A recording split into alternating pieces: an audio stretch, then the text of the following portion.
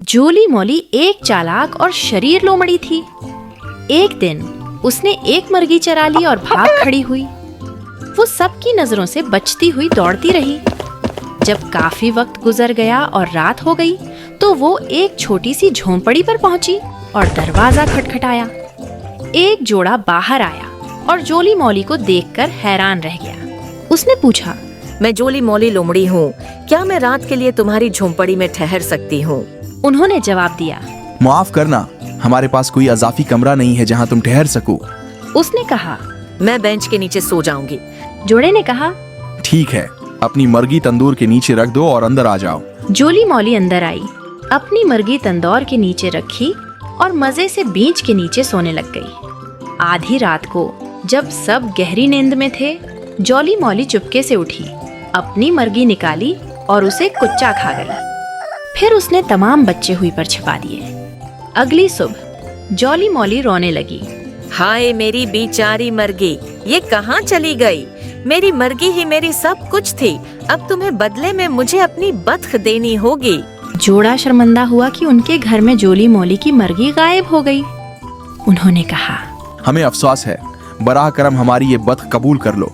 जोली मोली ने बतख ली और रवाना हो गई। वो बेहद खुश थी और खुशी से फूली न समा रही थी। वो दौड़ती रही यहाँ तक कि रात हो गई। वो एक और झोंपड़ी पर पहुंची और दरवाजा खटखटाया।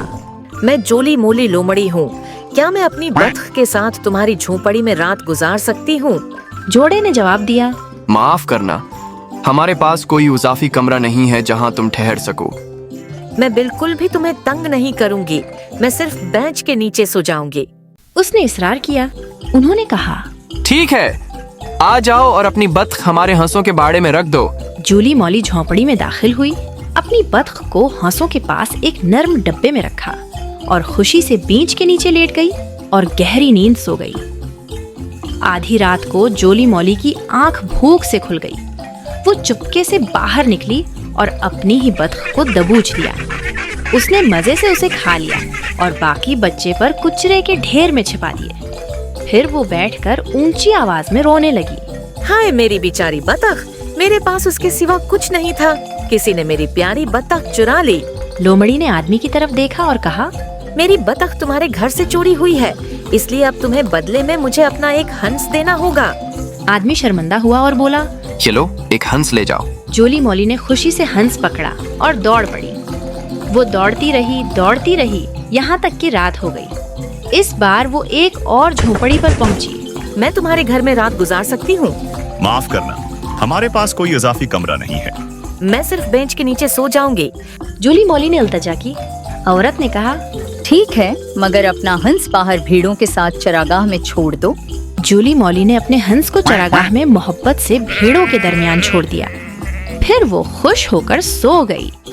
मगर आधी रात को उसे दोबारा भूख लग गई। वो चुपके से बाहर निकली, अपने हंस को पकड़ा और मजे से खा गई। फिर उसने हंस के बच्चे हुए पर कुचरे में छिपा दिए। उसके बाद वो फिर रोने लगी। हाय मेरा बेचारा हंस, इन लोगों ने उसे चुरा लिया। अगली सुबह आदमी परेशान होकर बोला, हमें माफ करना, मगर हमारा उसमें कोई हाथ नहीं, लेकिन बदले में तुम ये मेमना ले लो। जोली मोली खुश होकर मेमना लेकर चल दी। रात हुई तो वो एक और झोंपड़ी पर पहुंची और दरवाजा खटखटाया। मैं यहाँ अपने दोस्त के साथ रात गुजार सकती हूँ? मालिक ने कहा, हमारे पास कोई इजाफी जगह नहीं है। मैं बस बेंच के नीचे सो जाऊंगी। ठीक है, मगर मेमने को बाग में छोड़ दो। जोली मोली ने ऐसा ही किया और आराम से सो गई। मगर आधी रात को जब उसे भूख लगी तो वो बाहर गई, मेमना पकड़ा और मजे से खा गई। फिर वो ऐसे सो गई जैसे कुछ हुआ ही ना हो। अगली सुबह उसने मालिक से झगड़ा शुरू कर दिया।